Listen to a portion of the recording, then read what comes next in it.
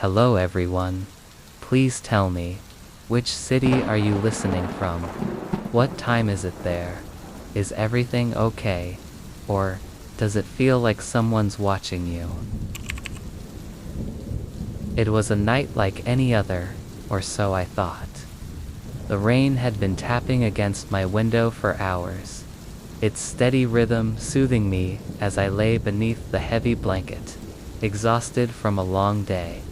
I hadn't realized how deeply I'd drifted off, until I woke up. The clock on the wall told me it had been 8 hours. 8 hours of rest, or so I assumed. But there was something wrong, something I couldn't quite place. The room was the same as it always had been, bathed in the dim, amber glow of the nightlight near the door. Everything in my room was in its usual place. My dresser, the stack of books on the bedside table, the framed photo of my parents from when they visited a few years ago. The only thing that seemed out of place was the overwhelming stillness. The kind of silence that fills the air when something is being held back, like a breath waiting to be taken. I slowly sat up, rubbing my eyes, trying to shake off the remnants of sleep. I could still hear the rain, that comforting, rhythmic sound, but there was something else. A low hum, barely audible at first, but growing in intensity. It wasn't coming from outside. It was somewhere inside the room, like a whisper carried on the air. I tried to ignore it, chalking it up to sleep deprivation or maybe a strange echo of the rain against the window. But as I swung my feet off the bed and onto the cold wooden floor, the hum seemed to settle into my bones, vibrating beneath my feet. My heart began to beat just a little faster, and the hairs on the back of my neck stood up. I told myself it was just the house settling, maybe some pipes or the walls expanding with the moisture from the rain. Yet, the longer I stood there, the more it felt like I wasn't alone. I glanced around the room again, but nothing had changed. The shadows near the closet were the same, stretched out by the soft glow of the nightlight. There were no sudden movements, no strange figures lurking in the corners. Still, the air felt thicker, somehow, almost as if it were pressing down on me. I tried to shake the unease, telling myself it was nothing. But as I turned toward the window, I noticed something odd. The blinds were slightly ajar. I hadn't left them like that before going to bed. I never did. I always made sure to pull them shut all the way. But now, there they were, left open just enough to allow a sliver of moonlight to spill into the room. That wasn't what disturbed me, though. What made my stomach drop was the unmistakable reflection in the window. A figure standing just outside, barely visible in the darkness. The shape was indistinct, but there was something about the posture that made my blood run cold. It wasn't right. It was too still, too perfect, like it was watching me. The moonlight illuminated only the edges of the figure, but I could swear I saw its head tilt slightly, as though acknowledging my gaze. I froze, my breath caught in my throat. I should have gotten up, should have moved, but I couldn't.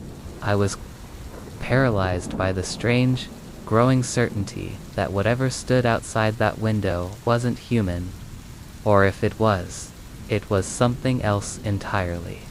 Something wrong. The room felt smaller now. The walls seemed to close in, the space around me becoming tighter, suffocating. I glanced over my shoulder at the bed, the place where I'd just been. Lying unconscious for 8 hours felt different somehow. I couldn't explain it, but there was an overwhelming sense of having been somewhere else while I slept. A place that wasn't my bed, wasn't my room, I shook the thought away as ridiculous, but it lingered, gnawing at the edges of my mind. I approached the window slowly, my heart pounding louder in my chest with every step. The reflection outside had disappeared, but I still felt its presence. As I reached for the blinds, the hum in the room grew louder, almost unbearable now. I yanked them open, expecting nothing more than a dark yard bathed in rain and shadows, but there was nothing. The window looked out into the empty, wet night, as it always had. The yard was empty, quiet. Still, I couldn't shake the feeling. The cold sweat on my skin, the sense of being watched. I backed away from the window, my pulse racing. That's when I heard it again. A whisper, this time clear, unmistakable. It was soft, like someone right behind me, but when I turned, the room was empty. I blinked in disbelief, staring at the space behind me. There was nothing there, nothing that should have been there. I was alone, yet I couldn't shake the impression that something had been in the room with me all along. I moved to the door, hoping to leave, to get out of the suffocating silence that seemed to cling to me, but my hand froze on the doorknob. I hadn't locked the door before bed. That was strange, because I always locked it, always. But tonight, it was still unlocked. I turned it cautiously, but the door wouldn't open. I pressed my shoulder against it, pushing harder, but it felt as though it had been jammed shut. I couldn't get out. My heart raced as the realization hit me. I wasn't trapped in my room physically. It was something deeper, something far more unsettling. The room, the house, it wasn't what it used to be. I could feel it now, the change. It had been there all along, slowly creeping in, like a slow poison, but now it was undeniable. The whispering was louder now, but I couldn't pinpoint its source. It seemed to be everywhere, filling every corner of the room. It didn't sound like words, just soft, unintelligible sounds, like a murmur from somewhere just out of reach. Suddenly, the clock on the wall chimed. It wasn't a comforting sound, but an ominous one.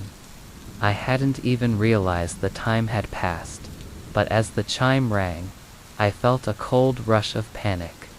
I spun around, desperate to find some sign of reality. But nothing was the same anymore. The room wasn't just off. It had become something else. It had taken on a life of its own. The shadows seemed to stretch longer, the air denser, and the floor beneath me felt like it was shifting, slowly, subtly, as though it too were becoming something I couldn't comprehend. I stumbled back, my heart pounding, my head swimming, and then, in the corner of my eye, I saw it.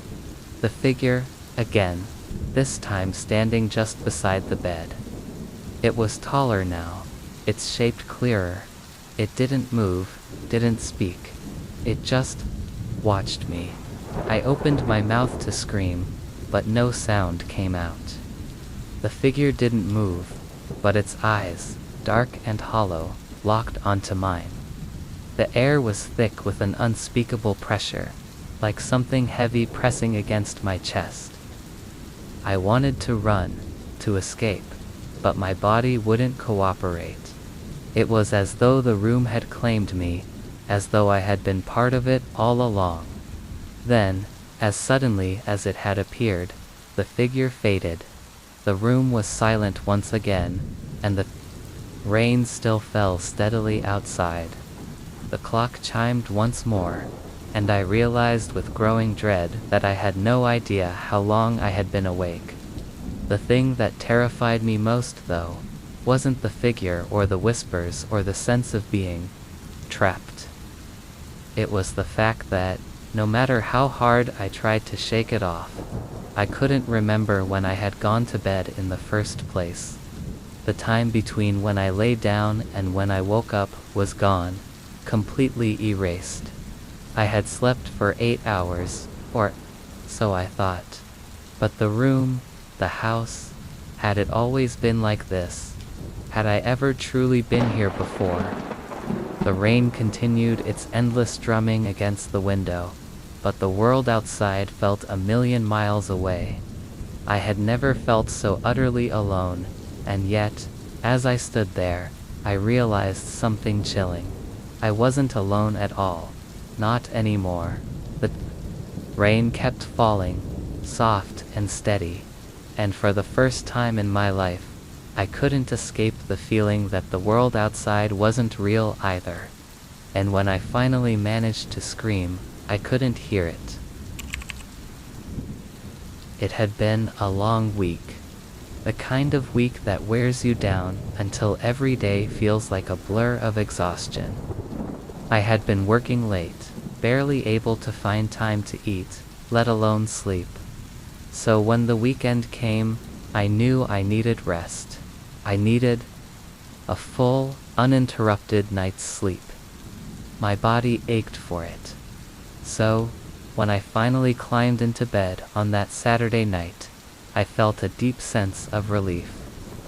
The rain was soft outside, tapping lightly against the window. A soothing sound, the kind that usually helps me fall asleep. I tucked myself under the covers, closed my eyes, and let the darkness take me.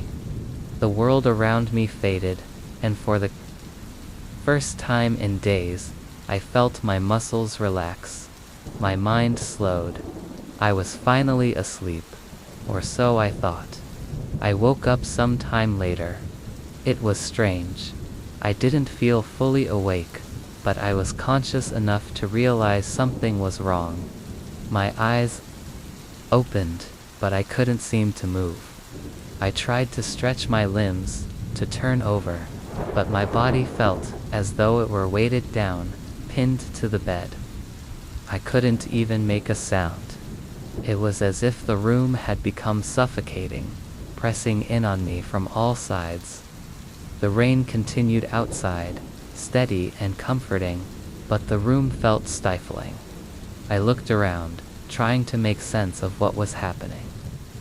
My heart began to race, a sudden flutter of panic setting in. The clock on the wall read 3:15 a.m., but everything seemed so wrong. The room felt colder than it should have been, the shadows deeper, more alive. My eyes darted around, searching for something to anchor me to the moment, and then I saw it. In the dim light of the room, there she was, my girlfriend, lying next to me in bed. She looked peaceful, serene, the soft rise and fall of her chest, indicating she was still asleep. But there was something off. Her eyes, they were open. Just a tiny slit, but they were wide open, staring straight ahead into the darkness. I tried to speak, to ask her what was going on, but my voice wouldn't come. I tried to move again, but my body remained completely still, trapped in some invisible grip. I could only watch her, her eyes unblinking, frozen in a strange unseeing gaze. A chill ran down my spine.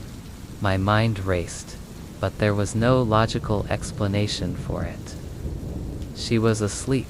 I could hear her breathing, steady and calm, but her eyes wide and open, unnervingly still.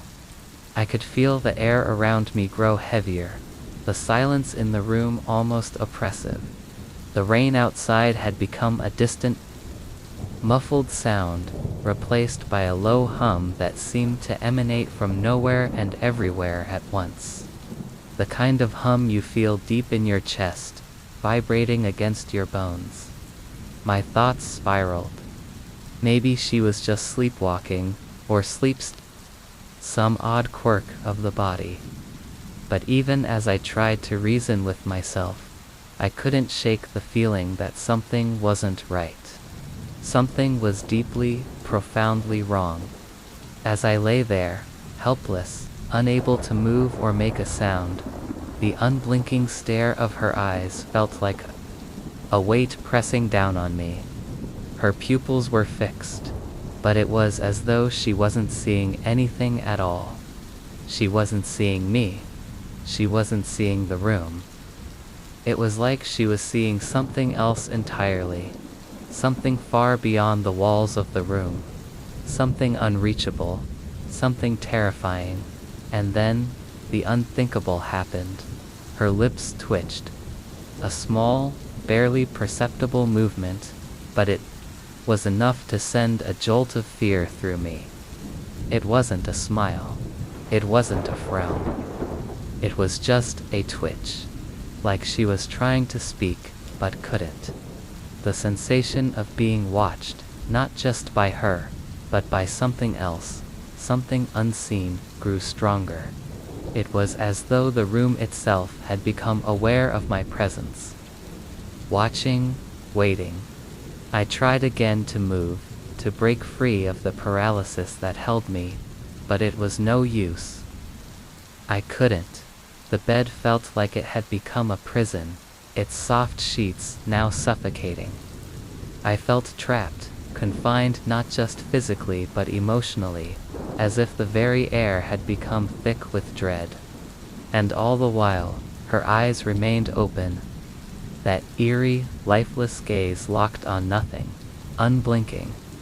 I don't know how long I lay there, unable to do anything but watch, helpless and terrified.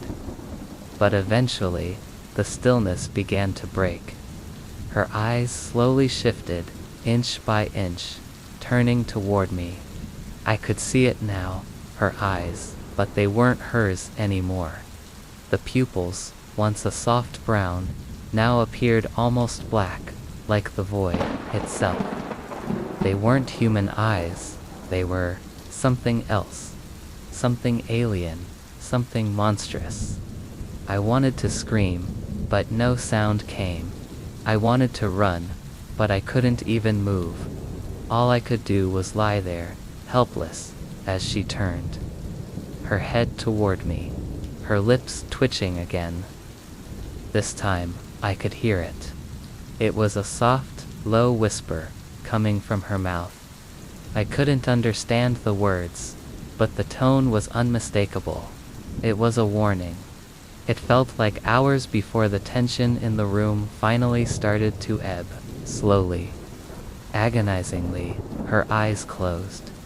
She fell back into her deep, peaceful sleep, her breathing returning to its calm, rhythmic pattern. The room, once suffocating, seemed to return to normal, as if nothing had happened. But I knew better. I lay there for what felt like an eternity, unable to sleep, too terrified to move. My mind couldn't shake the image of her eyes, wide and unblinking, staring at nothing, and yet seeing everything. When morning finally came, I tried to shake off the memory. I convinced myself it was nothing but a terrible nightmare, a byproduct of stress, exhaustion, and the rain that had kept me up for so long. But as I watched her sleep beside me, so peacefully, I couldn't shake the feeling that whatever had happened in the dark of that night was far from over. I watched her for a long time that morning, and as she stirred, I couldn't help but wonder, had she seen it too? Had she heard the whispers? Or was she as unaware of what had happened as I was? And more terrifyingly, what would happen the next time she fell asleep? Would her eyes open again? Would I be forced to relive it all? Over again, helpless and trapped, staring into the abyss that looked back at me. It was the kind of evening that wraps itself around you, quiet and still. The rain had been falling steadily for hours, tapping lightly against the windows, the kind of rain that calms the world into a gentle lull. I had just moved into a new apartment, far from the city's chaos, hoping that the change in scenery would help clear my head. It was the first time in a long while I'd felt like I could truly relax, and for that, I was grateful. The apartment was small, but cozy. I had only recently unpacked, and the boxers still littered the corners of the room, a silent reminder of the life I had left behind. I had no particular plans for the night. Just a quiet evening, maybe a book, maybe a movie. I wasn't sure, but I knew I needed rest. So, as the night deepened, I pulled the thick comforter around me, sank into the softness of the bed, and allowed the rhythmic sound of the rain to lull me to sleep.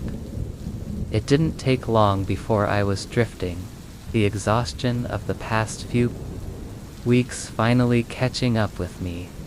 My mind slipped into that space between wakefulness and sleep, where everything feels like a dream, but nothing is clear enough to be remembered. That's when I first heard it. A whisper, soft at first, so faint I thought I was imagining it. It was a voice, but not a voice I recognized. I couldn't place it.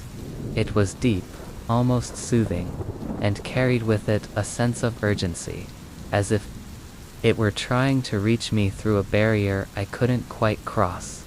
"Sleep now," it said. I thought it was the wind, or perhaps the hum of the refrigerator, the mundane sounds of the apartment settling into the night. But then the voice came again, clearer this time. "Let me in." I froze.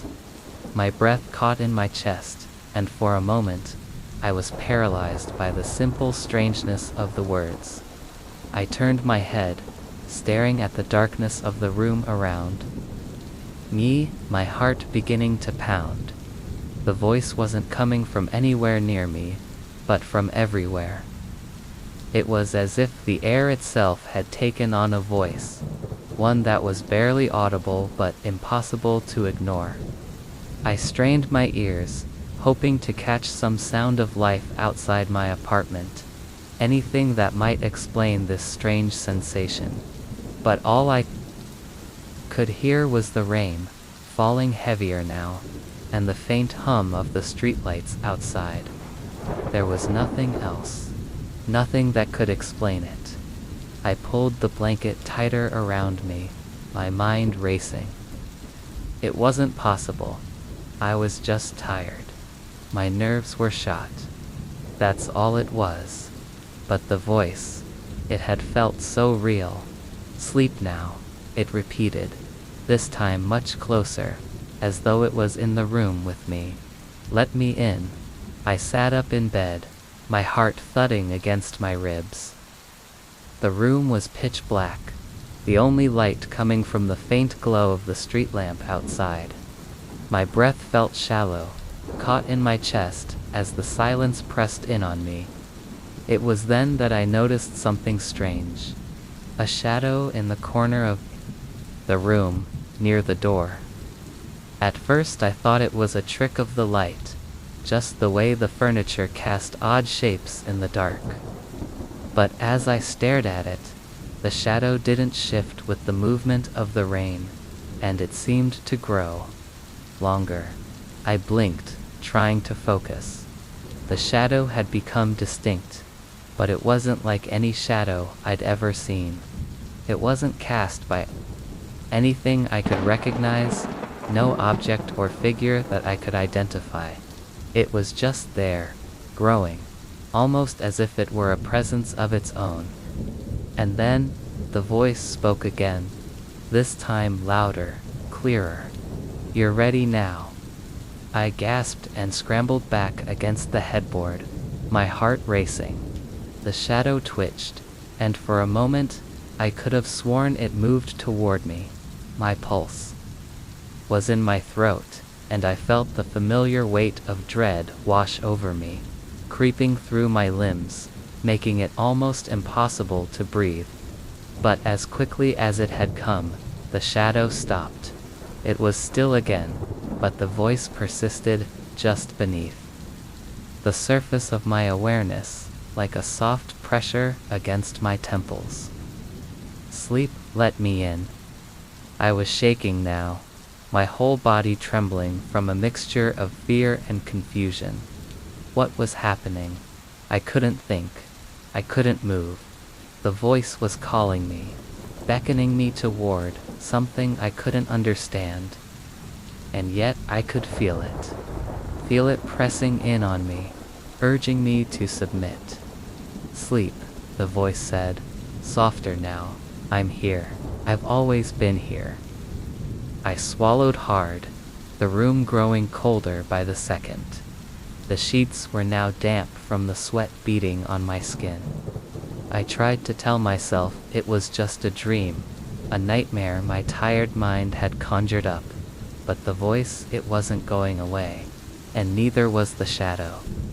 With every passing second, it felt as though the air was thickening, becoming harder to breathe. I could still hear the rain outside, but it was fading, becoming distant. Like I was drifting further and further away from reality. The shadow loomed, larger, stretching across the floor, inch by inch, as though it were reaching toward me. I wanted to scream, but no sound would escape. The voice spoke again, this time with a finality that made my skin crawl. Let me in. I couldn't hold back anymore. I closed my eyes, desperate to block out the presence that seemed to fill the room, to block out the words that were crawling into my brain, making everything feel so distant, so unreal. But when I opened them again, the shadow was gone. The room was just as it had been before, empty, still, and quiet. The rain continued its soft, constant rhythm against the window. I looked around, searching for any sign of what had just happened.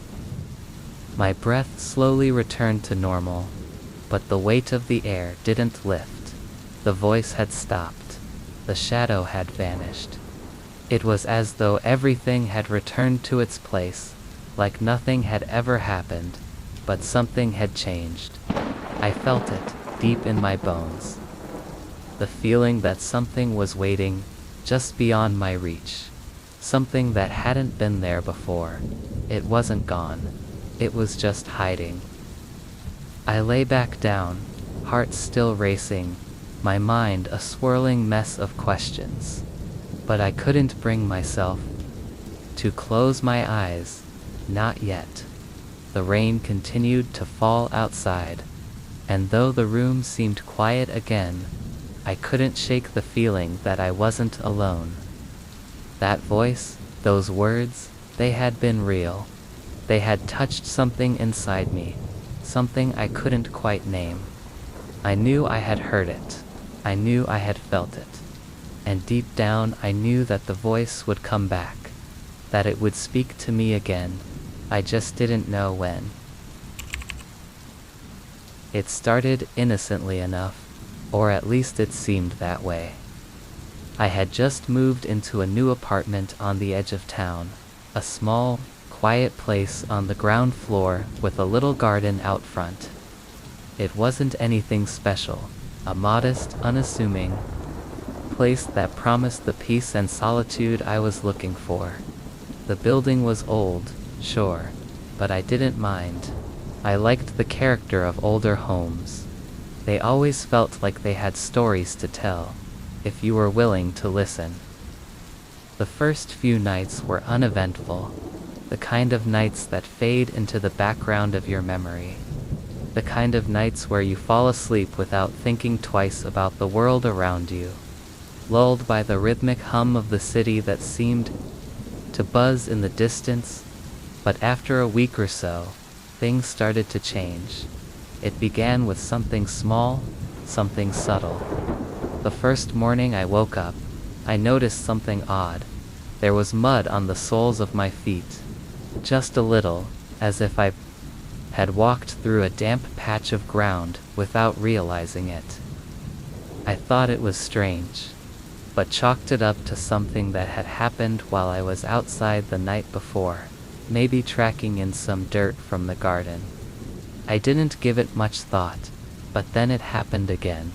The next morning, more mud, not a lot, just enough to be noticeable. I didn't even remember stepping outside in the middle of the night. I could have sworn I hadn't. I hadn't gone anywhere. But there it was, the same dark, wet dirt smeared across my feet as I stumbled out of bed. Again, I shrugged it off. Maybe I had walked through the garden, I thought. Or maybe the mud had gotten on me without me noticing. It was possible, right? But then, it became more frequent. Every morning, without fail, I would wake up to find more mud on my feet. It wasn't just on the soles, either.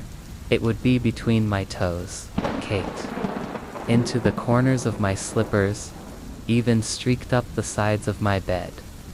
As the days went on, the mud seemed to be getting more and more persistent, like it was determined to make its presence known. The strangest part, though, I never remembered getting out of bed. I never remembered walking outside. There was no trace of dirt anywhere else in the apartment. No mud tracked across the floors. No footprints leading from the door. Just the dirt on my feet. It was like I had been sleepwalking, but I never felt that way. I wasn't sleepwalking. I didn't have the foggiest memory of moving at all. I tried everything I could think of to explain it. I checked the door every night before bed, locked it, double-checked the windows. Maybe there was someone else coming into my apartment while I slept. But the door was always locked when I woke up, and the windows shut tight. Then, one night, I decided to stay awake. I told myself I would sit up, just for a while, and watch. I wouldn't sleep. I would wait and see what happened. I needed to know if it was some kind of trick, some kind of subconscious behavior I wasn't aware of. The hours dragged on. The apartment was silent. The rain continued to fall outside. The soft tapping on the window like a quiet lullaby. The clock on the wall ticked away, the only sound breaking the stillness. I watched the door. I watched the window. But nothing happened. I sat there, restless, my mind a mess of confusion and frustration. At some point, I must have drifted off. I woke with a start to the feeling of wetness on my feet. The familiar sensation of mud caked between my toes. But this time, it wasn't just on my feet.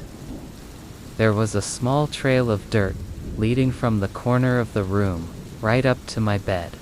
It wasn't just random patches. It was a deliberate, winding line of mud, like someone had been walking through my room. And there, at the edge of my bed, was something else. A small, faint imprint in the mud. It looked like a handprint, but it wasn't mine. I sat up, my breath coming faster now, my mind racing. I couldn't understand it. There was no one else in the apartment. I had checked. I was alone, and yet, the mud, the prints, the handprint, it was undeniable. Something was happening. Something was moving through my space when I wasn't looking, when I wasn't awake to witness it. The next few days passed in a blur of exhaustion. I couldn't shake the feeling that I was being watched, followed. I stayed up later. I locked the door even tighter. I checked the windows more thoroughly. I was afraid to sleep. Afraid of what might happen when I closed my eyes. Afraid of what I might wake up to find, but nothing changed. The mud kept appearing, night after night, more persistent, more aggressive. Sometimes, it would even reach the far side of the room, as if whatever was leaving the trail was moving toward me. The handprints appeared again, sometimes near my bed, sometimes on the walls, sometimes on the floor, as though something had crawled along the ground. I couldn't explain it. I couldn't rationalize it. The weight of it all pressed in on me, and with every morning I woke up to find more mud. The terror grew. I had to find a solution. I had to find out what was happening. So, one night, I did the only thing I could think of. I set up a camera in my room. I didn't want to believe it, but I needed proof. I needed to see what was happening, to catch whoever or whatever was coming into my apartment. That night, I lay in bed, the camera running. I stayed awake, staring at the ceiling, waiting for anything to happen. The rain beat steadily against the window, the silence of the room growing louder with every minute. And then, around 3:30 a.m., the unmistakable sound of footsteps. Not in the hallway, but right inside my room. The floorboards creaked softly under. Wait, slow, deliberate steps coming closer. My heart leaped in my chest. I could hear the faint scrape of feet against the floor, the soft squelch of wet mud. The footsteps stopped right by my bed. I held my breath, straining to hear. The camera caught it all. There, in the dim light, I saw something, a shadow, moving just beyond the edge of my vision. It was tall enough to make me shudder, and it stood there, still, unmoving. Then, slowly, its hand reached down toward my feet. The hand wasn't human, it was elongated, pale, with long, twisted fingers. It brushed against my feet, just lightly, but it sent a shock of cold terror through my body. I wanted to scream, to run, to do anything, but I couldn't. I couldn't move, couldn't make a sound. I was frozen, trapped in my own terror. The shadow loomed for a long time, its fingers tracing the outline of my feet, and then, as slowly as it had come, it vanished. The footsteps receded, and the room fell into an eerie silence once more. I watched the video the next morning. There was no mistaking what I had seen. The shadow, the hand, the slow, deliberate steps. It was real. And whatever it was, it had been in my apartment, night after night, walking through my room, touching my feet with its cold, dark hands. I moved out 2 days later. I couldn't stay. I couldn't live in a place that felt so wrong. The landlord was kind enough to let me out of the lease early. As I packed my things, I couldn't shake the feeling that something was still there, waiting for me, watching me. And when I finally stepped out of that apartment for the last time, I noticed something strange. There was mud on my feet again. It had been a long, exhausting week. The kind of week where everything feels like it's piling up and you're drowning in the pressure of it all. Work had been demanding, personal life stressful, and I was desperate for a break, for any kind of respite. So when Friday night came around, I made a decision. I was going to sleep. No distractions, no late night emails, no random thoughts running through my head, just sleep. It had been weeks since I'd had a full night's rest, and I was overdue for it. I climbed into bed, the cool sheets settling against my skin, the familiar weight of the blanket comforting me. I closed my eyes, inhaled deeply, and exhaled slowly, willing myself to let go of the world for a while. The soft hum of the ceiling fan above and the distant sound of rain hitting the window provided the perfect background noise to drift off. To sleep, It didn't take long before I was fully relaxed, my mind quieting as my body sank deeper into the mattress. But then I heard it. It was soft at first, almost indistinguishable from the usual sounds of the night, but it was there. A hum. Low, gentle, almost soothing. I tried to ignore it, chalking it up to the wind or some other external noise, but the sound persisted. It was rhythmic, almost like a lullaby, and it seemed to come from just behind me. I turned my head, expecting to see something, maybe my partner, who had come to bed later than I had. Or perhaps the sound was coming from the apartment next door. But there was nothing. The room was exactly as it had been when I closed my eyes. Just me, the bed, and the soft hum that was getting a little louder.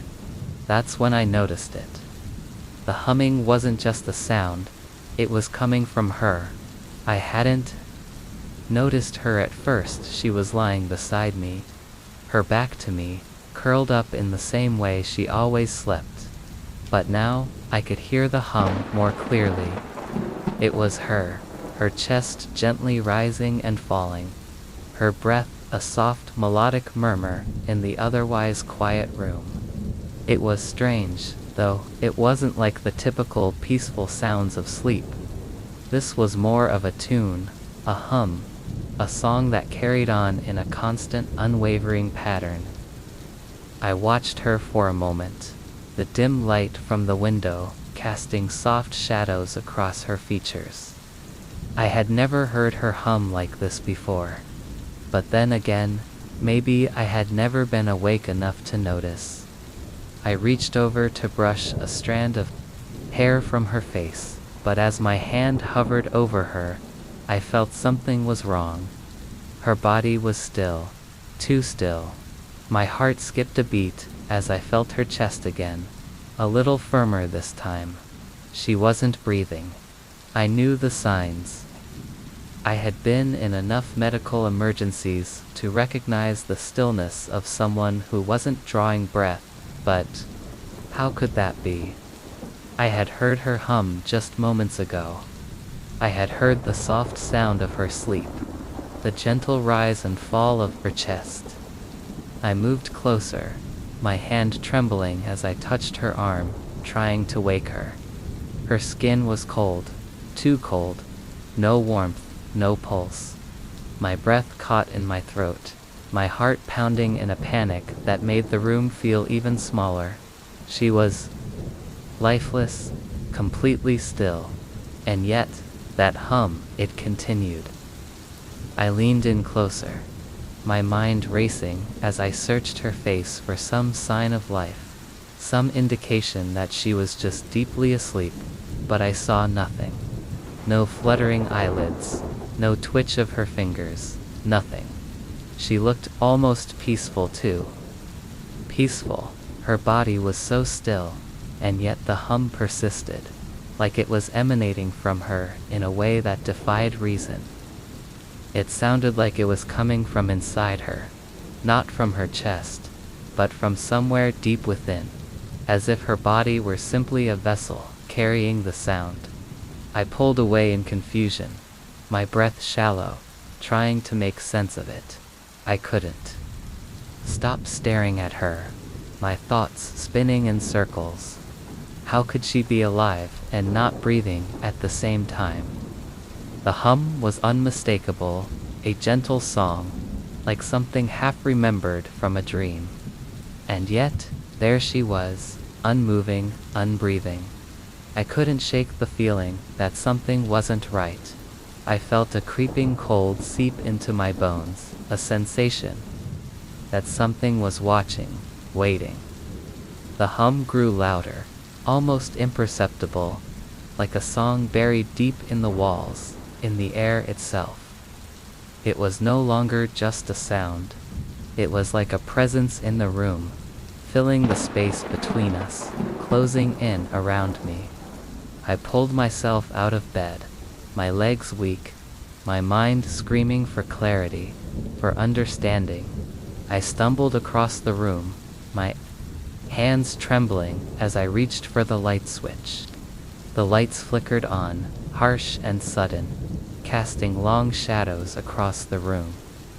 There she was, lying in the bed, still as ever, her eyes closed. She looked like she was sleeping peacefully, and yet the hum was still there. But now, I could see it more clearly. Her chest, which had once been still, was moving. Very slightly. It wasn't a breath, not really. It was as if her body was vibrating. Her lips, ever so faintly, were moving to... She was humming along with the sound, but she was not breathing. She was not alive. I backed away, stumbling, the room spinning around me.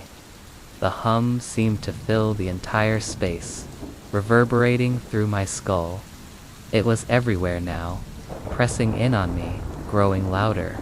My heart was racing, the sound pounding in my ears, the sense of dread flooding my chest. And then, in the quietest of whispers, I heard it again. "Let me in." I froze. The voice came from inside the hum, like a melody in a language I couldn't understand, but there was no mistaking it. It was clear as day. I turned to look at her, and for the briefest moment, I saw it. Her lips, ever so slightly, curled into a smile. It wasn't a smile of warmth or peace. It was something else, something darker. It was like she knew something I didn't. Like she was waiting for something. The humming continued, relentless and eerie, as the room seemed to close in around me. The walls felt tighter, the air thicker, as though something was reaching through her, through the sound, through the space between us, trying to break free. I turned and fled from the room, my mind screaming, my body moving on instinct, trying to escape whatever was happening. But the hum followed me, echoing through the hallways of the apartment, pressing against my skin, inside my mind. I couldn't escape it. I don't know how much time passed before I dared to return. When I finally did, the room was silent. No hum, no breathing, no smile, just her, lying there, still unmoving. But the fear lingered. I couldn't shake the feeling that she was still humming, somewhere in the deep, silent corners of my mind. Just waiting for me to close my eyes again. Waiting for me to sleep. And as the rain fell outside, I couldn't help but wonder, was it her, or something else? Was she asleep, or was she never asleep at all? It's always the same. The moment I close my eyes, it begins.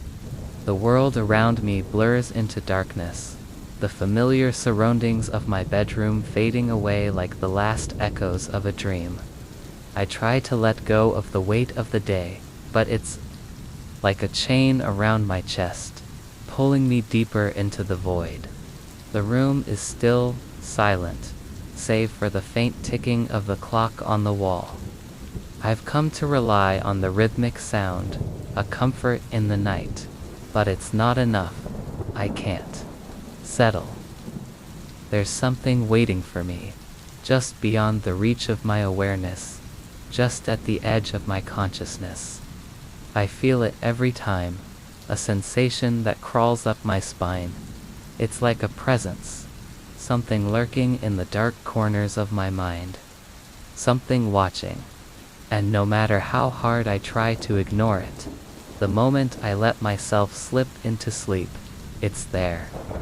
The first time it happened, I tried to tell myself it was just a nightmare, a bad dream, something my mind had conjured in the depths of exhaustion.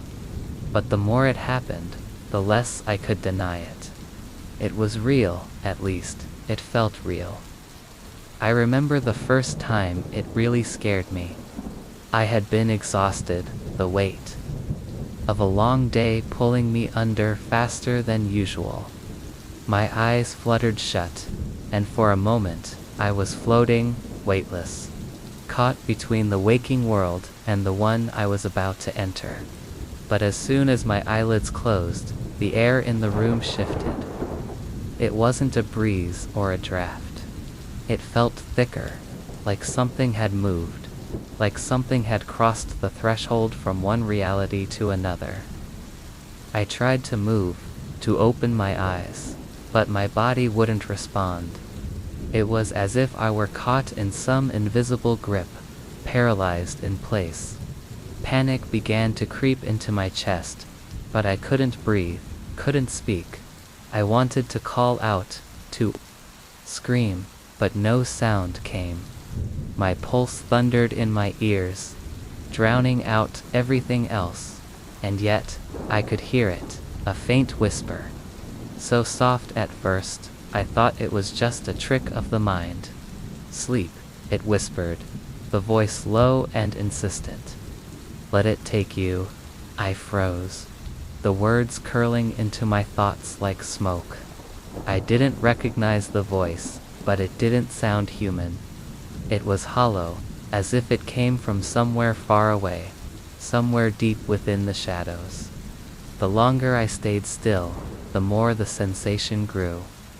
The room felt colder, the shadows in the corners of the room stretching, twisting, as if they were alive, pulling themselves into shapes I couldn't quite make out.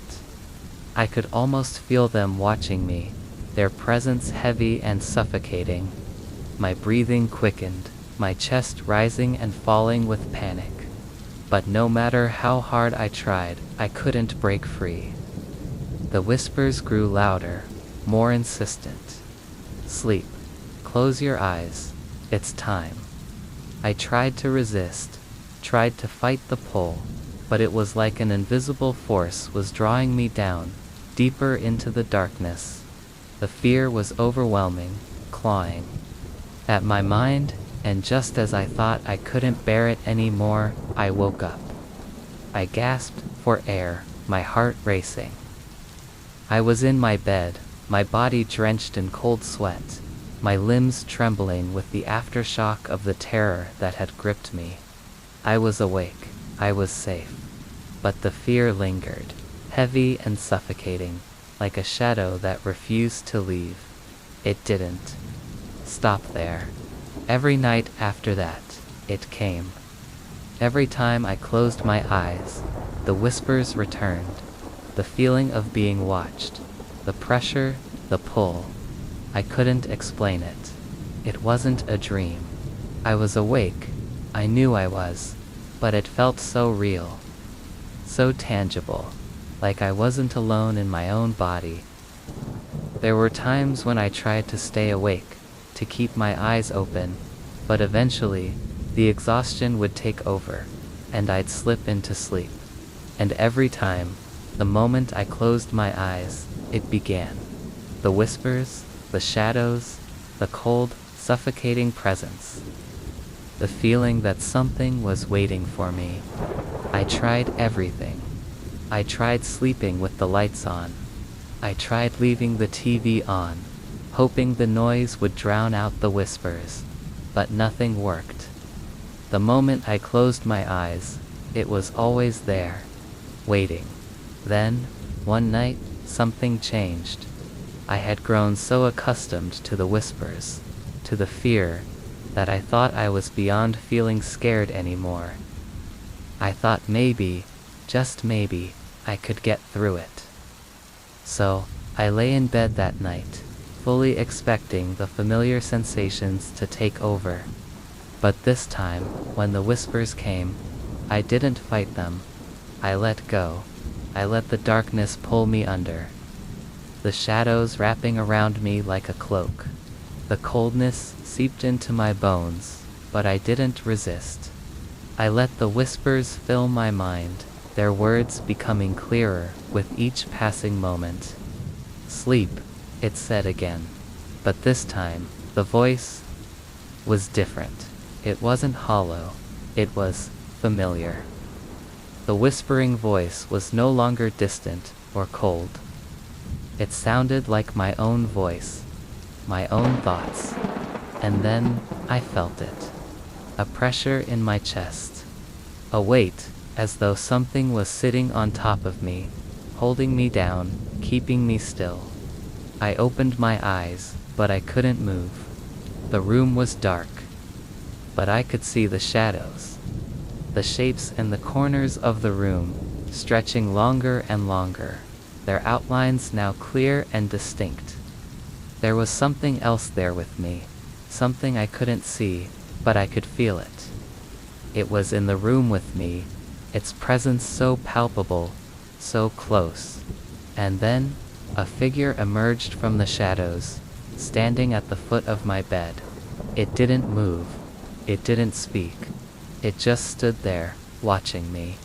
I wanted to scream, but my throat was tight, as though something was choking me from the inside.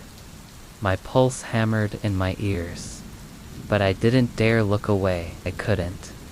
The figure stayed in the shadows, just beyond the reach of the dim light from the street outside, its form flickering like a mirage. And the whispers, they didn't stop. They circled around me, like a chant, a slow rhythmic sound that seemed to come from everywhere and nowhere. And then, just as I thought I couldn't take it any longer, the figure moved. Slowly, deliberately, it stepped forward, its presence overwhelming, filling the room with a cold, oppressive air. It didn't touch me, but I could feel it, its influence, its power, settling over me. And in that moment, I realized what I had known all along. The moment I close my eyes, it begins. And the moment I close them again, it will never stop.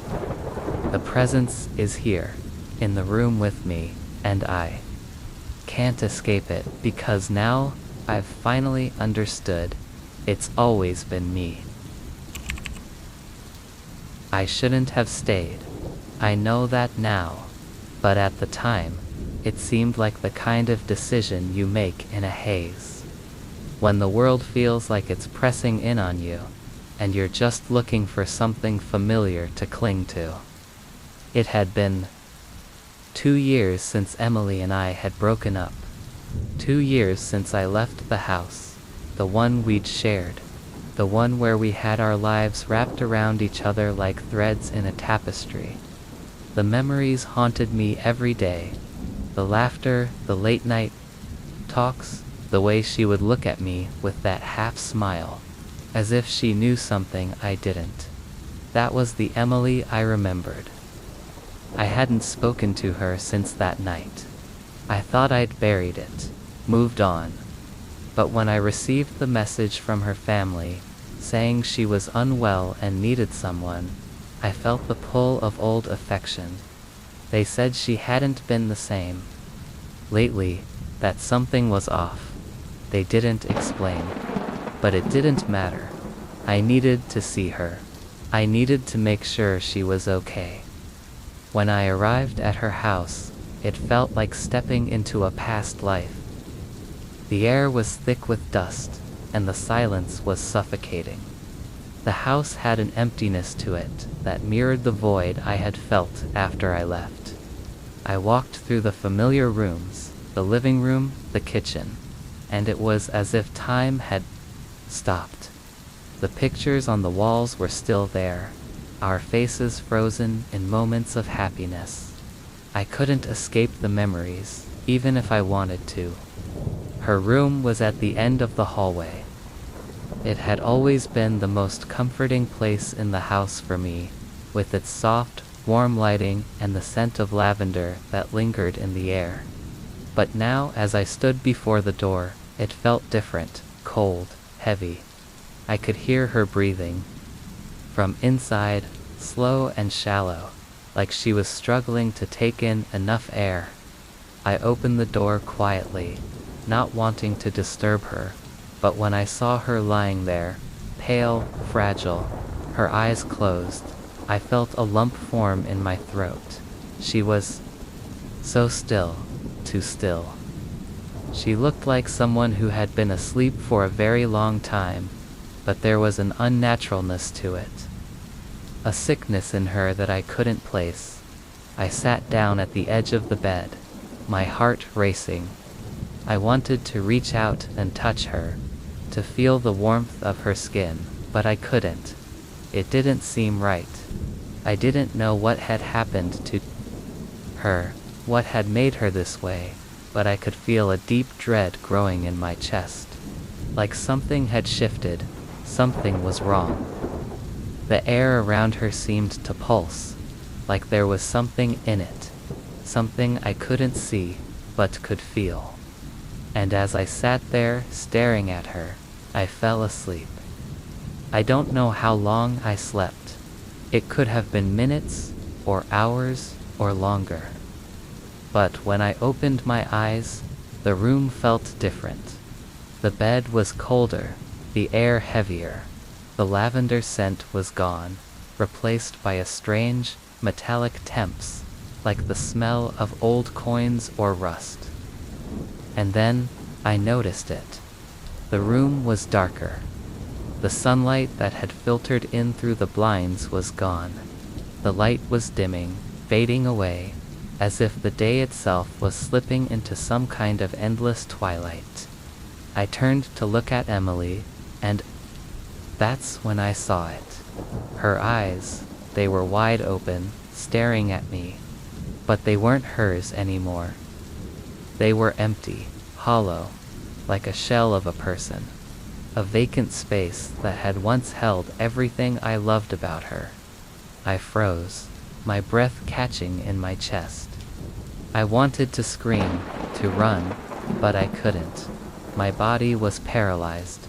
Her eyes locked onto mine, unblinking, and I could feel something shift in the air between us. The darkness deepened, swirling around her, until she wasn't just lying in the bed anymore. She sat up. It wasn't natural. Her movements were jerky, like a puppet whose strings had been pulled by something unseen. I couldn't tear my eyes away from her. She looked at me, her lips parted, and then, slowly, impossibly, she spoke. "I'm sorry," she whispered, her voice hollow, like it had come from the depths of some dark, distant place.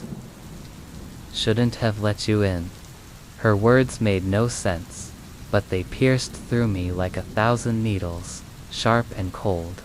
My heart pounded in my chest, the fear crawling under my skin. The weight in the room pressed in on me, suffocating me. Then, without warning, she reached out. Her hand, cold and lifeless, touched mine. I screamed, but no sound came out. My mouth opened, but it was like my voice had been stolen away. The room started spinning, her form twisting and distorting in the air. The bed, the walls, the room itself began to melt around us, like it was being washed away by some invisible tide. I tried to pull my hand back, but her grip was iron, unyielding. She leaned closer, her face contorting into something grotesque. Her eyes now completely black, the pupils dilated to nothingness.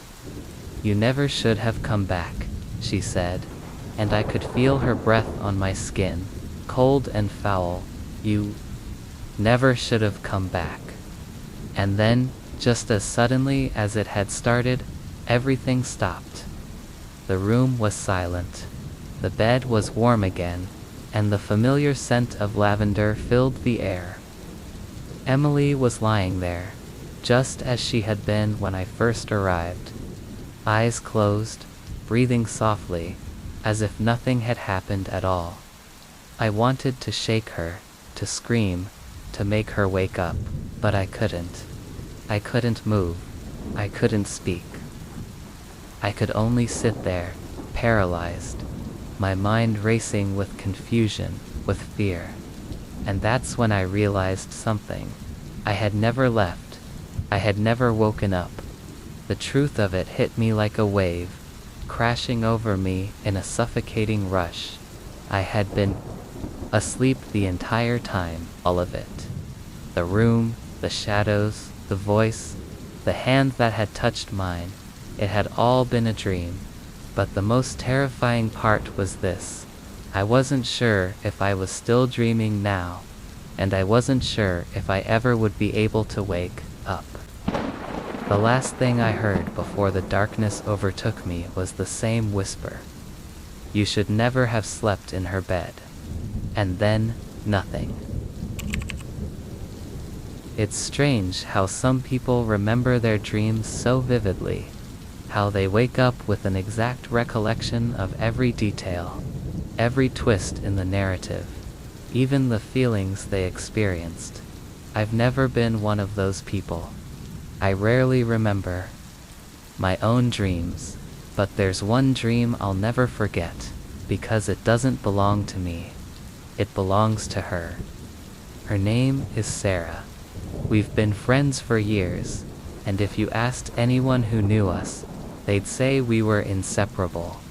We had our secrets, our shared experiences, the quiet moments that only people close to each other could understand. She's the kind of person who lives fully in the waking world, the one who holds conversations with strangers in elevators, the one who brightens up the room without trying. But when it comes to sleep, things change. She doesn't remember her dreams. In fact, she has no recollection of them at all. She says she never dreams, or if she does, it's too foggy, too disconnected to piece together. The mornings are just like the nights to her, blank, unremarkable. I always found that odd. It's one of the many things that made her so different from anyone I'd ever met. How could someone never dream? It felt unnatural, like there was a whole side of her that she wasn't able to access. At first, I didn't think much of it. But then the dreams started happening to me. They were hers, but not in the way you might think. It wasn't like I could just see her dreams or tap into them randomly. No, it was more like I was living them, experiencing them as if they were my own, as though they were invading my sleep. It started with a single, fleeting image. One night, I closed my eyes and found myself in an unfamiliar house. It was old, with long dark hallways and dimly lit rooms. The air was heavy, thick with dust and the musty scent of things left forgotten. I remember the feeling of cold air against my skin, the eerie silence that seemed to hang in the air, suffocating the very space around me. I turned a corner in the house, and I saw Sarah standing there. She was looking out a window, her back to me. The moment I tried to speak, to call her name, she turned to face me. But it wasn't Sarah's face I saw. It was different, twisted. Her eyes were hollow, black like the void, and her skin was pale like a ghost. I reached out to her, but my hand went straight through her, as if she was made of smoke. I woke up in a cold sweat, my heart racing. My hands were trembling, and I felt a heavy weight pressing on my chest. It took a few moments for the fog of the dream to lift, and when it did, I could still feel that lingering chill in the air. The unease stayed with me throughout the day, creeping into every corner of my thoughts. That night, it happened again. The same house, the same dark hallways, but this time, Sarah was waiting for me. She was sitting on the edge of an old, creaking bed, her hands folded neatly in her lap. She looked up at me, her eyes empty, devoid of any warmth. "Why are you here?" she asked, but the voice wasn't hers. It sounded distant, mechanical, as if it was echoing from far away. I wanted to respond, to tell her that I was confused, that I didn't understand what was happening, but I couldn't speak. I felt trapped in the dream, locked inside my own mind, unable to wake up, unable to escape. I reached out for her again, but she simply faded away, dissolving into the shadows of the room, her voice echoing as she disappeared. I woke up with a jolt, gasping for air, the sheets tangled around my body. My heart was still pounding in my chest, and I felt dizzy, disoriented. The dream had felt so real, too real. I sat up in bed, my mind racing, trying to make sense of what had just happened. The next morning, I saw Sarah over coffee, and I couldn't shake the feeling that something had changed. I didn't mention the dreams to her. I wasn't sure what was happening, and I didn't want her to think I was losing my mind. But when she spoke, something felt off. Her words were the same, but there was a hollow quality to her voice, like she was speaking from a distance. Later that day, I asked her, hesitantly, if she remembered anything strange about her sleep. She looked at me with a confused expression, shaking her head. "No," she said, a soft laugh escaping her lips. "I told you, I don't remember my dreams. I barely even dream at all. Why do you ask?" I hesitated for a moment, then just shrugged, trying to dismiss the thoughts swirling in my head. "Oh, nothing, just curious." But the dreams kept coming. Every night, I was there in that house with her, watching her fade further and further away. The more I tried to reach her, the further she slipped from my grasp. I started to feel like I was losing a part of myself in those dreams, like I was being drawn into something I couldn't control. I could feel her slipping away, her presence growing weaker, like a fading memory. And then, one night, I woke up not in my own bed, but in that house. The same dark walls, the same cold air, the same empty silence. I stood in the hallway, confused, my heart pounding. The air felt thick with something else now. It wasn't just unease, it was something darker. I walked down the hallway, drawn to the room at the end. There, standing in front of the window, was Sarah, her back to me once again. This time her hair was wild, her clothes torn, her hands twitching unnaturally at her sides. She was muttering something, her voice low and frantic.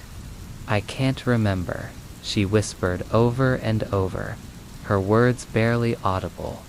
"Can't remember what?" I asked, but she didn't answer. She just turned to face me, her eyes wide with terror. And for the first time, I realized the truth. The dreams weren't just dreams anymore. They were memories, hers and mine. They were connected, woven together like a thread that had been pulled too tight. And whatever had happened in that house, whatever had taken place, was now pulling us both into something neither of us could escape. "Please," she whispered, her voice shaking. "Please wake me up." But it was too late. I couldn't wake up. I was already lost in the dream. And the worst part, when I woke up the next morning, I felt it. That same coldness, that same emptiness. Sarah hadn't spoken about it. She never did, but I knew. I knew that she was remembering, just as I was. She just hadn't realized it yet. The dreams didn't stop. They never will. And I'll never forget the way she looked at me that last time. Not with fear, but with something far worse. Recognition, now. Every time I close my eyes, I'm there with her, walking through that house.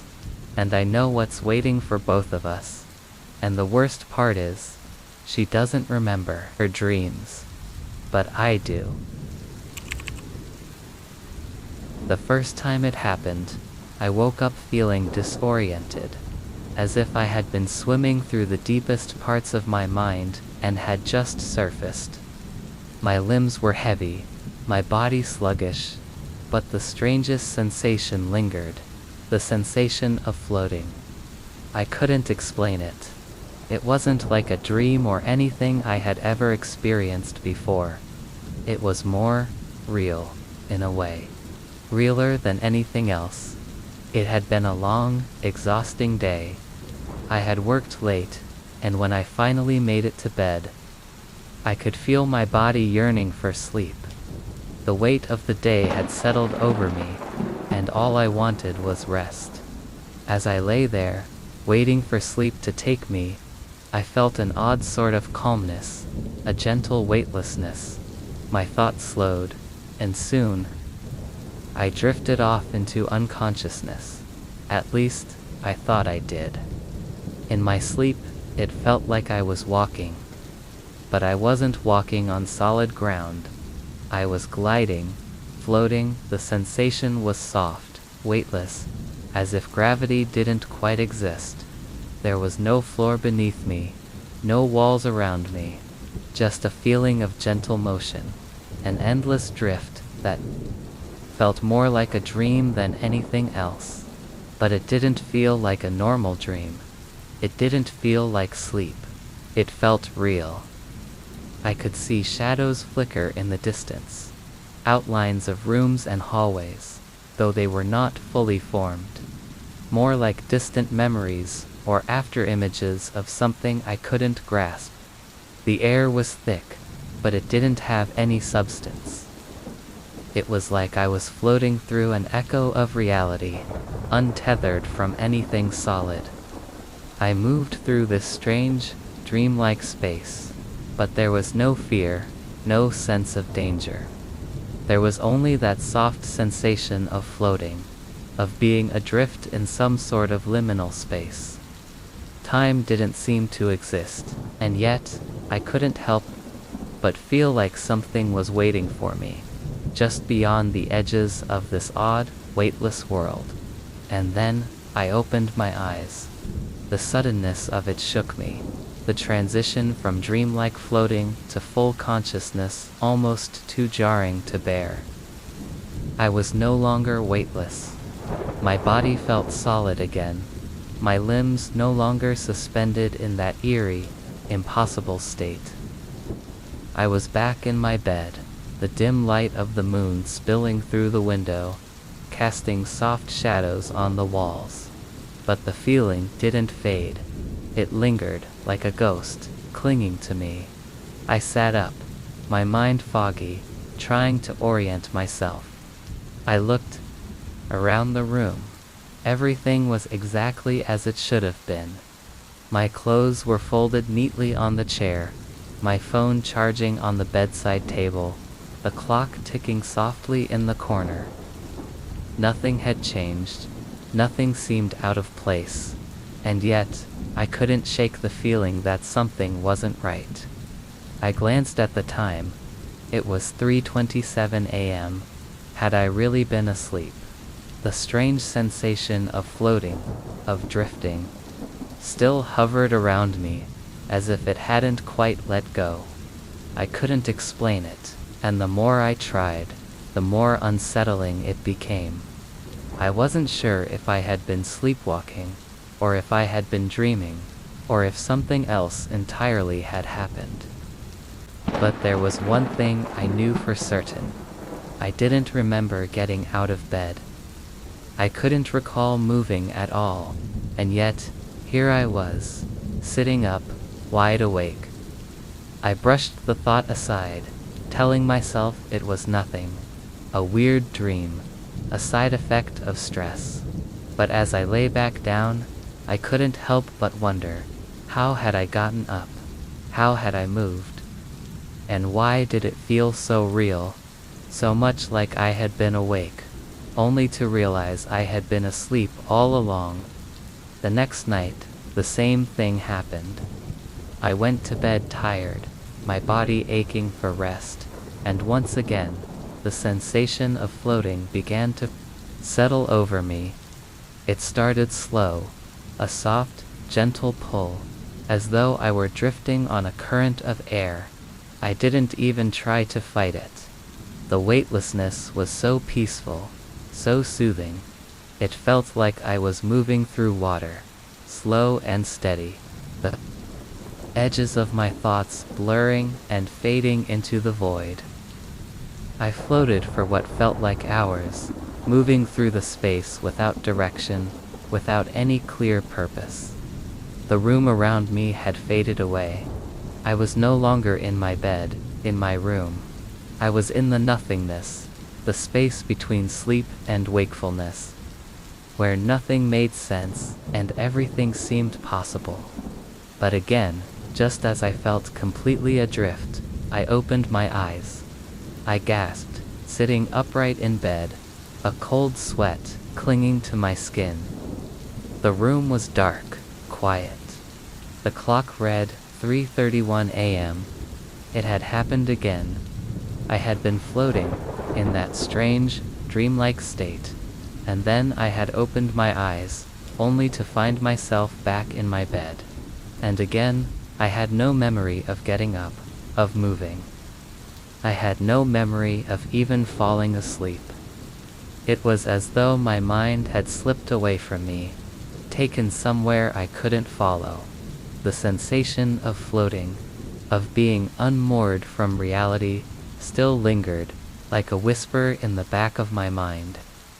I couldn't understand it. I felt as if I were losing time. I felt as if something had taken place during those hours of sleepwalking, or whatever it was, something I wasn't aware of.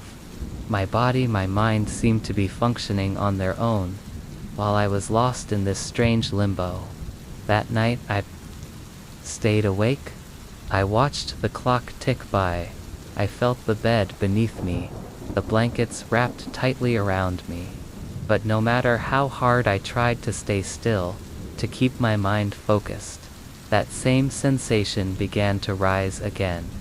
The feeling of weightlessness, the drifting, the slow pull of an invisible force. I fought it this time, resisting the urge to let go. But I couldn't. It was as if something was pulling me under, something deeper than sleep.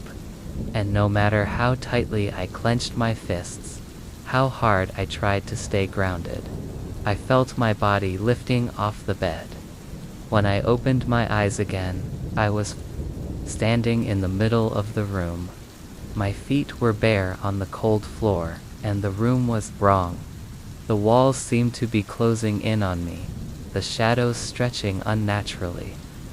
The room was smaller, dimmer. Everything looked distorted. I didn't know how I got there, didn't know when I had moved. I just stood there, frozen, staring at the walls, trying to make sense of it. And then I heard something, a faint whisper, coming from behind me. "You're still asleep," it said. "You're still floating." I turned quickly, but there was nothing there. No one, just the empty, oppressive silence. And then I realized something. I didn't need to open my eyes anymore. The floating, the drifting, it was real. Every time I fell asleep, I was leaving my body behind, moving somewhere else, somewhere I couldn't follow. I couldn't wake up, not really. The darkness around me shifted, closing in tighter with every passing second. The sensation of floating pressed down on me, and when I finally closed my eyes again, I didn't know if I would ever wake up again, and I didn't know whether I even wanted to. It was supposed to be a simple night, a night where I could finally get some rest after a grueling week. Work had drained me, and my mind was buzzing with all the things I hadn't had time to process. So, when I crawled into bed that evening, I was determined to just fall asleep and let my body reset. I set the alarm, pulled the covers up to my chin and closed my eyes, the comforting silence of the room wrapping around me. But sleep wasn't as peaceful as I expected.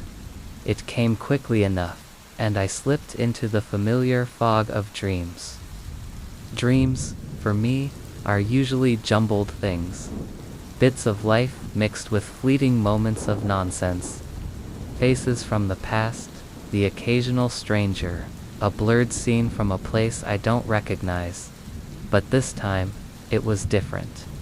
The moment I fell asleep, everything felt unusually sharp. Everything in my dream had a clarity that felt real. I was standing in a vast, empty hallway. The walls were a faded beige, and the lighting above was dim, like the lights hadn't been replaced in years. The air was stale, and the faint hum of electricity buzzed overhead. The floor beneath my feet was smooth, like polished marble, and yet there was something off about it. The sound of my footsteps echoed too loudly, and the emptiness of the place felt heavy. I couldn't place where I was, but somehow, I knew I was supposed to be there. I walked forward, each step reverberating in the silence. I didn't feel scared, just curious, like I was searching for something, and then, a voice. A whisper at first. I stopped in my tracks, listening. The voice wasn't loud, but it cut through the silence with sharp clarity. My name, Elliot. I turned around, but the hallway was still empty, stretching out behind me like it went on forever. My pulse quickened. I knew that voice. It wasn't mine, but it sounded so familiar, so deeply ingrained in my mind, as if I had heard it thousands of times. I took a hesitant step forward, calling out into the silence, "Who's there?" My voice was shaky, uncertain, but it felt like I had no choice. I had to ask. No answer. Just the faint echo of my own words, bouncing off the cold walls. I turned again, trying to force my feet to move forward, but something stopped me. Something was pulling at the pit of my stomach, a strange tug that told me to stay where I was. I wanted to turn around, to find the exit, to leave this strange place behind, but I couldn't move. I was rooted to the spot, paralyzed, and then I heard it again. Elliot. This time, the voice was closer, as if someone was standing right behind me, breathing down my neck. I spun around, but no one was there. Just the empty hallway, its walls closing in like they were mocking me. "Who are you?"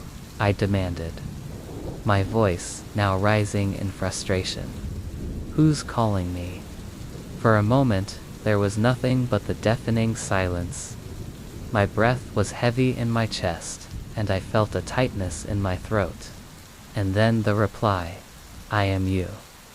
The words seemed to hang in the air for a long time before they sank into me, a cold weight.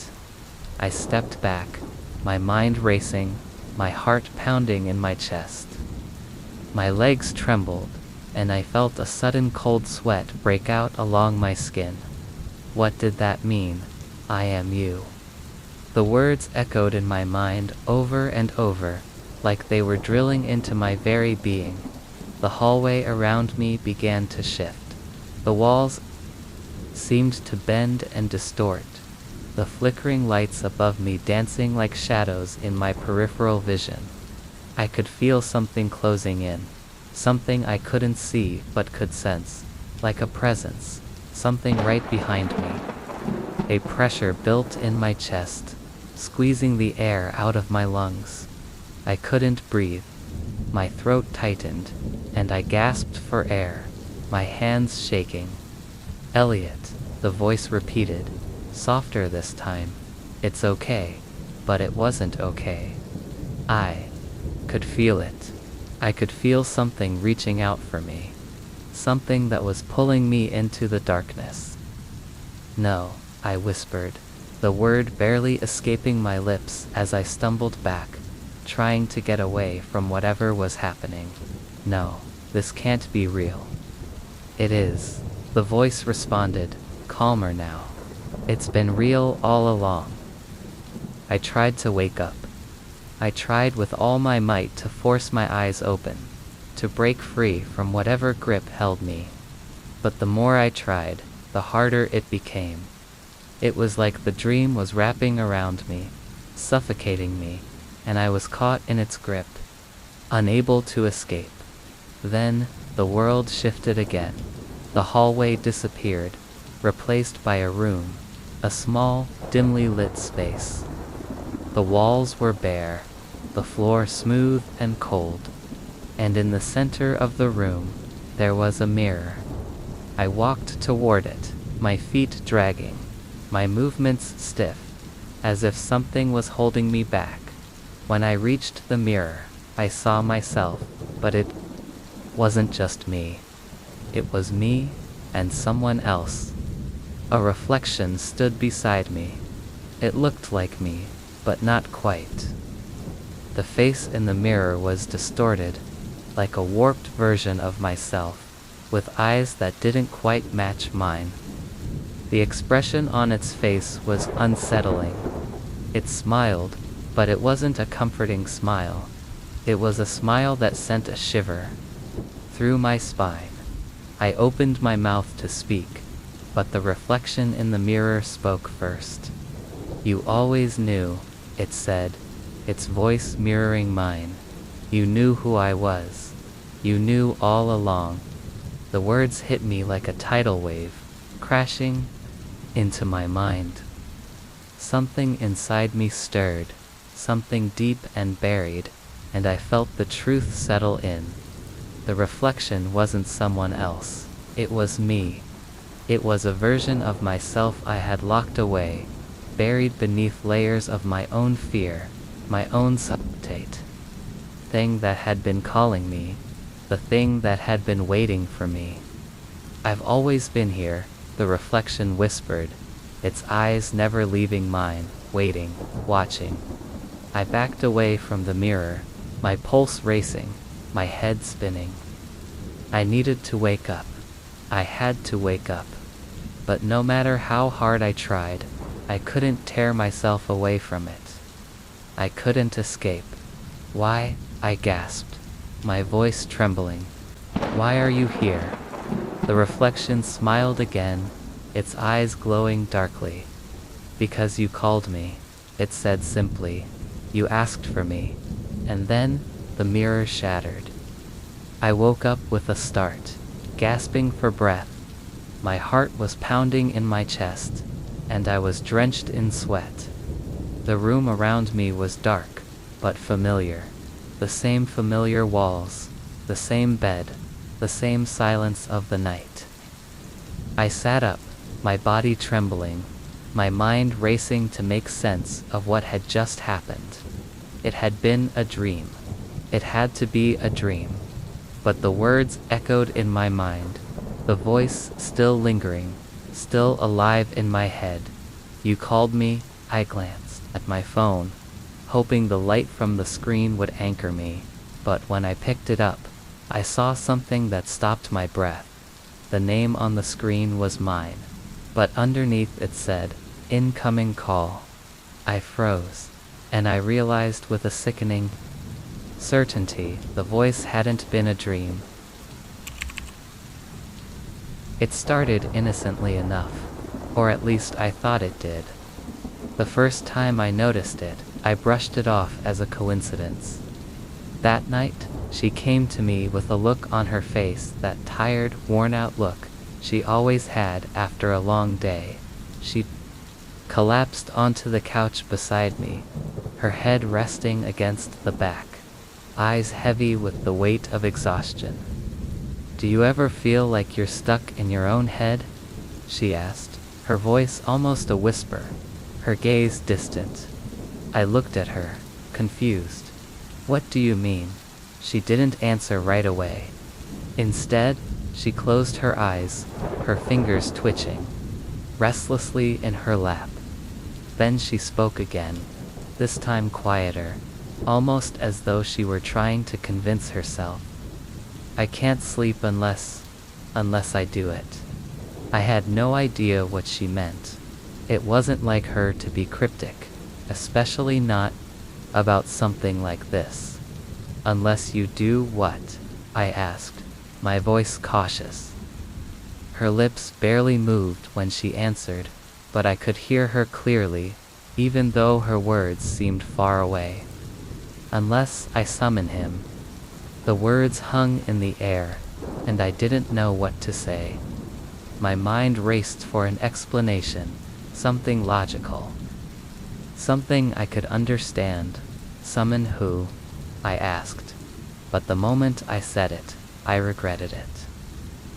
The question felt wrong, somehow, like it was the first piece in a puzzle I wasn't ready to solve. She looked at me then, and for the first time, I saw something unfamiliar in her eyes. It wasn't just tiredness or the usual weight of her thoughts. It was fear, a quiet, trembling fear. I can't fall asleep without him, she said, and if I don't, I won't be able to sleep at all. The way she said it made my blood run cold, and I didn't ask any more questions that night. I didn't want to, but the seed had been planted, and over the next few days, I couldn't stop thinking about what she had said. Summon him, it didn't make sense. It didn't fit with anything I knew about her, anything I had seen or experienced in our time together. Still, I didn't bring it up again. Life continued, and sleep came easily for both of us, even if my mind kept circling back to her strange words. It wasn't until the second week that I noticed a change in her. We had been living together for about a year now, and I thought I knew her habits. She was a light sleeper, often tossing and turning until she finally drifted off. But this time, things were different. She was restless more so than usual. There was an agitation in her, a nervous energy I couldn't quite place. One evening, as we were getting ready for bed, I noticed she had her phone out, her fingers moving quickly across the screen. When I asked what she was doing, she hesitated before replying, just checking something. I didn't press it. I should have. I should have asked her more, but instead I just let it go. That night, when the lights were out, and we were both lying in the dark, I could hear her breathing softly, almost in sync with mine. But there was something off about it. It was too even, too deliberate. She was awake, but she was pretending to sleep. I could tell. And then, just before I closed my eyes, I heard the faintest whisper, "It's time." I didn't know what it meant, but when I turned toward her, I saw her sitting up, her face illuminated only by the moonlight. Her eyes were wide open, but she wasn't looking at me. She was staring into the corner of the room, as though she could see something there that I couldn't. Her hands were clenched tightly in her lap, and her lips were moving, forming words I couldn't hear. I felt my chest tighten, a sense of dread creeping over me. I sat up, wanting to ask her if she was okay, but I couldn't bring myself to do it. I was paralyzed, not just by fear, but by confusion. I didn't know what was happening. I didn't know if I wanted to. Her whisper grew louder, clearer. "Please come," she said. "Please help me." And then, as if on cue, the room grew colder. The air shifted, and the shadows in the corner of the room seemed to grow longer, darker. The hairs on the back of my neck stood on end. I wanted to move, to grab her and pull her out of whatever trance she was in, but my body wouldn't respond. and then I saw it. A shape, a shadow. It was there in the corner of the room, just barely visible. At first, I thought it was my mind playing tricks on me, but as my eyes adjusted to the darkness, I could see it clearly. It was tall, slender, its edges too sharp, like a figure from some nightmare. The longer I stared, the more it seemed to move, its form twisting and shifting in ways that didn't make sense. I couldn't breathe, I couldn't think. She reached out for it, her fingers stretching, and then she whispered, so quietly that it was almost lost in the air. "I summoned you." I blinked, and in that brief moment, the shadow seemed to step forward. It moved with an unnatural grace, gliding across the room without a sound, until it stood directly in front of her. She was smiling now, the smile, not of relief, but of something darker. She seemed to welcome it. I couldn't move, couldn't make a sound. I was trapped in that moment, my mind screaming at me to run, to do something, but I couldn't. I couldn't tear my eyes away from her, from them, and then the shadow reached out. Slowly it extended its hand, hovering just above hers. I saw her eyes close as it touched her. A cold, electric jolt shot through the air, and I felt it deep in my bones. It wasn't a normal touch. It was like something was being exchanged, something sinister, something ancient. Her breath hitched, a low gasp escaped her lips, and then, just as quickly as it had appeared, the shadow withdrew. She collapsed back onto the bed, her eyes fluttering closed as if the entire thing had never happened. The room was silent again, save for her soft, even breathing. I was frozen, unsure if I had dreamed the whole thing. I reached for her hand, and it was warm, the pulse steady under my fingertips. But my heart was pounding in my chest, and the feeling of cold still lingered in the air. The next morning, she didn't mention anything.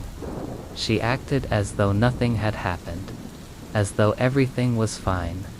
But I couldn't shake the feeling that something had changed, something I couldn't understand. The following nights were more of the same. She would drift into a restless sleep, and I would hear her whisper, feel the air shift in the room, feel the presence of something else.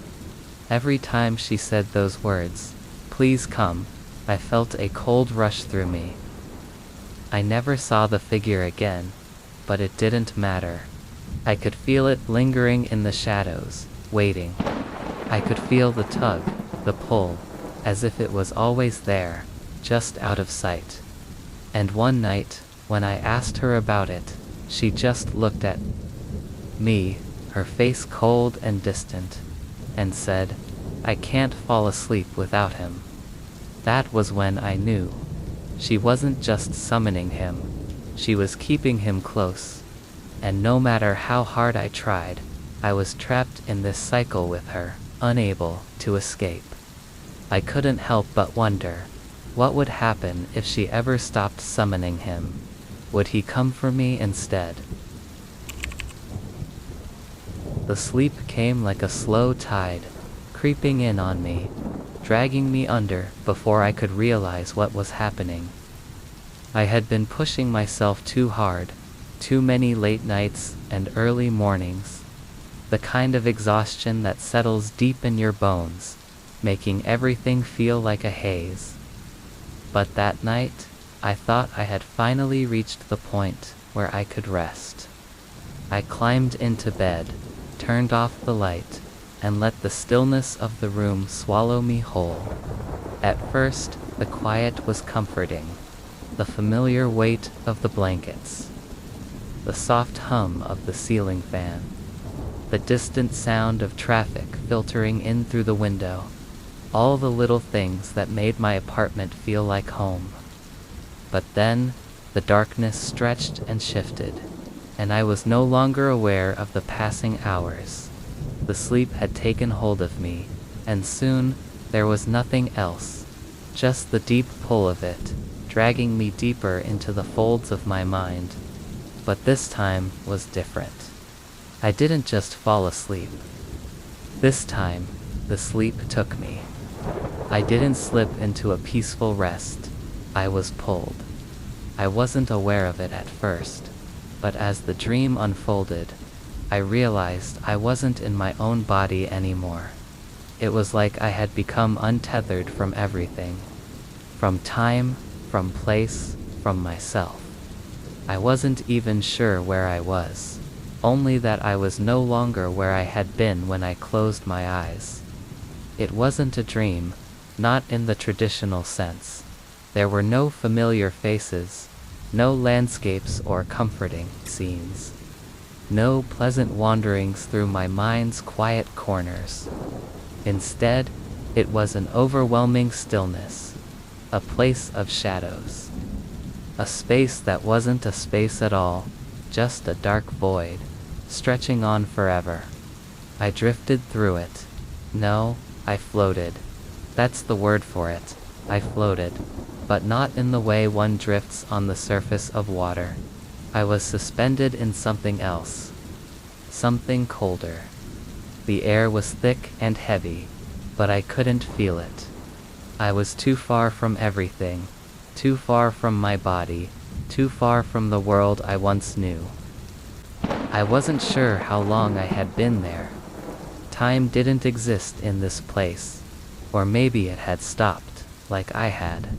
But something shifted, a sense of presence, of something waiting. I could hear it before I saw it. A low whisper, as though it was brushing against the edges of my mind. A voice that wasn't quite a voice, but something more like a thought, spoken with too much weight. Come back, it said. But it wasn't a plea, it wasn't asking. It was commanding. The sound of it washed over me, and for the first time, I realized that I had been away. I was far from the world I knew, but the pull back to it was undeniable. Like a thread attached to me, pulling me toward a distant shore. I tried to resist, to stay in the strange, floating darkness. But I couldn't. The whisper was too strong, its weight too heavy. It was calling me back. I opened my eyes. At least I thought I did. The room around me wasn't the room I had fallen asleep in. I wasn't in my bed. I wasn't even sure I was in any room at all. The walls were nothing but shadows, stretching and shifting in ways that didn't make sense. The light from the window, the familiar glow of the street lamps outside, was gone. The world felt empty, stripped of all substance, and yet I could feel it pressing in on me, suffocating me with its weight. I tried to move, but my body wouldn't respond. My limbs felt heavy, as if they were made of stone, weighed down by something unseen. I felt like I was trapped in a dream, or worse, trapped between dreams. Between sleep and wakefulness, in some liminal space I didn't understand, and then I saw it. In the corner of the room, where the shadows seemed darkest, something shifted. A figure, not quite human, but humanoid, was standing there.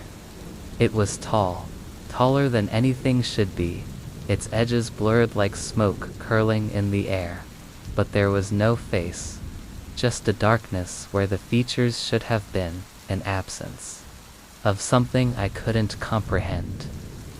The figure seemed to shimmer and pulse, like it was both there and not there at the same time. I couldn't look away. I was paralyzed, rooted in place, as the figure slowly moved closer, its presence pressing against me. The air grew colder, the darkness deeper. I could feel it, the weight of it suffocating me, and the whispers came again, louder this time. Come back, it repeated, let me in. My heart slammed in my chest. a rush of panic flooding through me. Wanted to scream, to wake up, to do anything to escape the suffocating presence in the room. But my mouth was sealed, my body frozen in place. The figure was almost beside me now, its shadow stretching long across the floor, reaching for me like it was trying to touch me. I tried to reach out, to break free from the grip it had on me, but my hand wouldn't move. My entire body was locked in place, like I was caught in a nightmare I couldn't escape. The figure bent toward me, its shape becoming clearer now, and I saw something I hadn't noticed before. It wasn't just its shadow. There was something else, a face. But not a face, it was a void. An empty hole where a face should have been, like the absence of a person. A shape that shouldn't be, a space where nothingness had taken form. The whisper came again, but now it was a breath, cold and damp against my skin. "You're not where you belong." I couldn't breathe. I couldn't think. All I could feel was that deep, overwhelming pullback, the sense that I was being dragged somewhere I couldn't understand. And for the first time, I felt something break within me. The need to wake up, to escape, had become so strong, so overpowering, that I begged to wake up. And then, as if it heard me, I woke. I opened my eyes, my heart pounding, gasping for breath. The room was dark, but it was my room. The walls were familiar, the sounds of the outside world filtering in through the window. I was back. But the feeling didn't leave. I was awake, yes, but something had followed me. The emptiness, the cold, the presence that had been just beyond my reach. It was still there. And I knew with a deep, bone-deep certainty that whatever had come for me in that space between sleep and wakefulness was still waiting. Waiting for me to slip again. Waiting for me to fall into that strange, cold place where it could find me. I didn't know if I could sleep again. And if I did, I didn't know if I would wake up the same. I didn't know if I would come back at all.